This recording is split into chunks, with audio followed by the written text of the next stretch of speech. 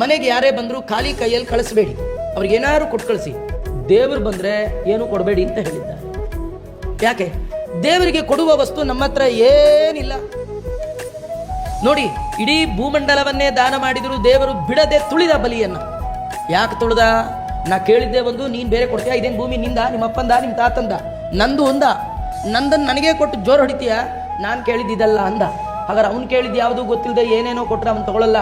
ಅದಕ್ಕೆ ನಮ್ಮ ಗುರುಗಳು ಹೇಳಿದ್ದಾರೆ, ದೇವರು ಬಂದಾಗ ಅದು ಇದು ಕೊಟ್ಟು ಅವನ ಕೈಲಿ ಬಯಸ್ಕೊಳ್ಳೋಕೆ ಹೋಗಬೇಡಿ. ಅವನು ಬಂದಾಗ ಎರಡೂ ಕೈಯನ್ನು ಜೋಡಿಸಿ ತಲೆಯ ಮೇಲಿಟ್ಟು ನಮೋ ನಮೋ ಇತ್ತೇ ತಾವಧೂಪ ಶಿಕ್ಷಿತ.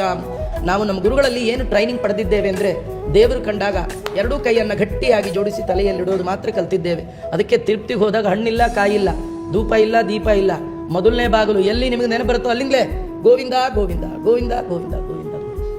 ಅಲ್ಲಾಚಾರಿ ಏನು ಕೊಡಲ್ವಲ್ಲ, ಏನು ಕೊಡೋಕೆ ಹೋಗಬೇಡಿ. ದೇವ್ರಿಗೆ ಹೇಳಿ, ನೀ ಕೊಟ್ಟ ಈ ಶರೀರ ನಿಂದು, ತನು ನಿನ್ನದು. ಕಾಯಿ, ಈ ತಲೆಕಾಯೇ ದೇವರಿಗೆ ಅರ್ಪಣೆ ಮಾಡಬೇಕಾದ ಕಾಯಿ. ಈ ಮನಸ್ಸೇ ಭಗವಂತನಿಗೆ ಅರ್ಪಣೆ ಮಾಡಬೇಕಾದ ಹೂವು. ಈ ದೇಹದಿಂದ ನಡೆಯುವ ಕರ್ಮಗಳೇ ಭಗವಂತನಿಗೆ ಅರ್ಚನೆಗಳು.